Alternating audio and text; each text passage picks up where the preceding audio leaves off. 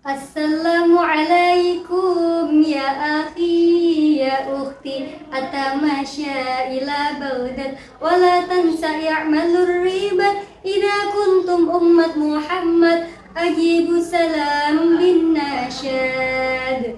Assalamualaikum warahmatullahi wabarakatuh. Dewan Hakim nan arif dan bijaksana, para pemuda harapan bangsa, para pemudi harapan Ibu Pertiwi.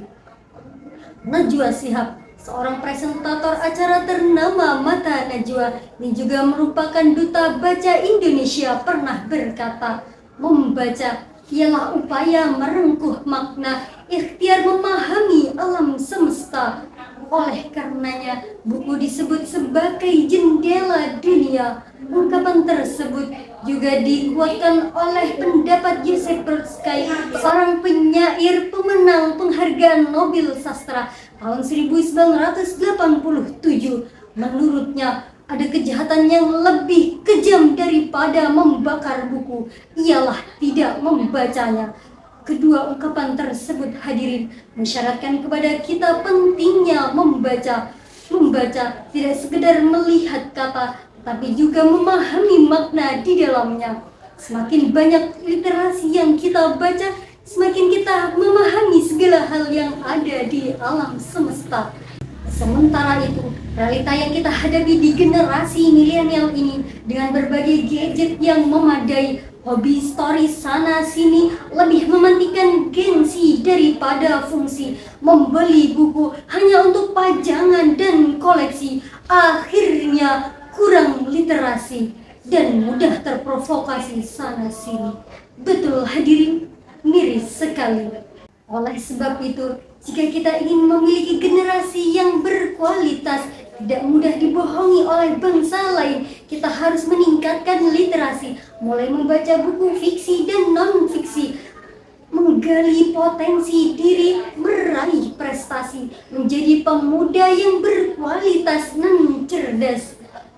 Maka dalam kesempatan kali ini, izinkan saya menyampaikan syarahan Al-Quran yang berjudul Meningkatkan Literasi Demi Terwujud Generasi Berprestasi, dengan landasan Quran Surat Al-Alaq ayat 1-5.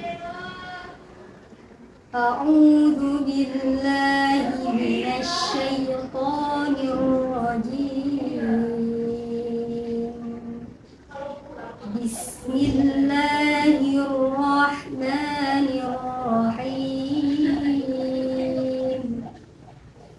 Iqra bismi rabbikal ladzi khalaq.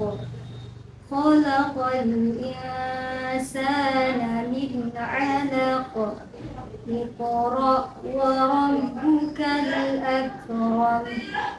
Alladzi 'allama bil qalam. 'Allamal insana ma lam ya'lam. Shadaqallahul azim. Yang artinya, bacalah dengan menyebut nama Tuhanmu yang menciptakan manusia dari segumpal darah. Bacalah, dan Tuhanmu lah yang mengajarkan manusia dengan pena. Dia mengajarkan manusia apa yang tidak mereka ketahui. Hadirin rahimakumullah, pada ayat tersebut terdapat sifat amr yang terukir dalam lafaz Iqra yang artinya bacalah.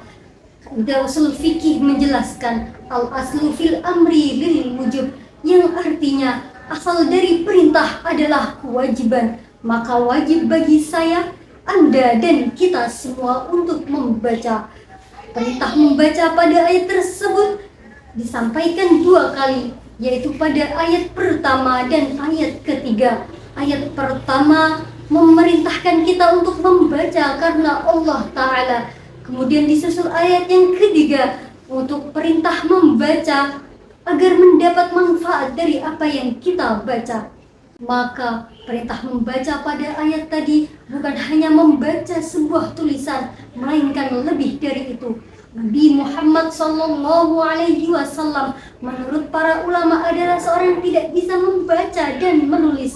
Kendati demikian, beliau adalah seorang yang cerdas dan mampu memahami keadaan sekitar.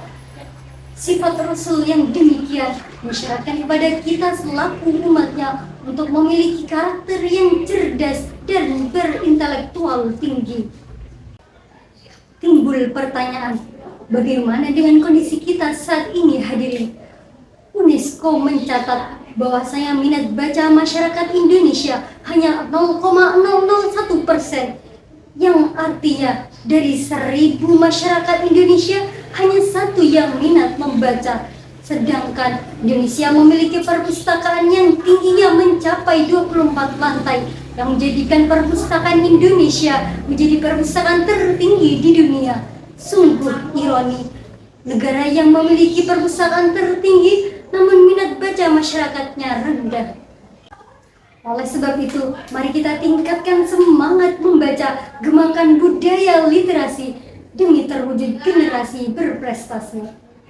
Hadirin rahimakumullah, demikianlah yang bisa saya sampaikan, kurang lebihnya mohon dimaafkan. Saya tutup dengan pantun.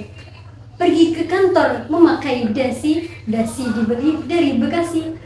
Mari tingkatkan semangat literasi demi terwujud generasi berprestasi. Hadanallahu wa iyyakum ajma'in. Wassalamualaikum warahmatullahi wabarakatuh.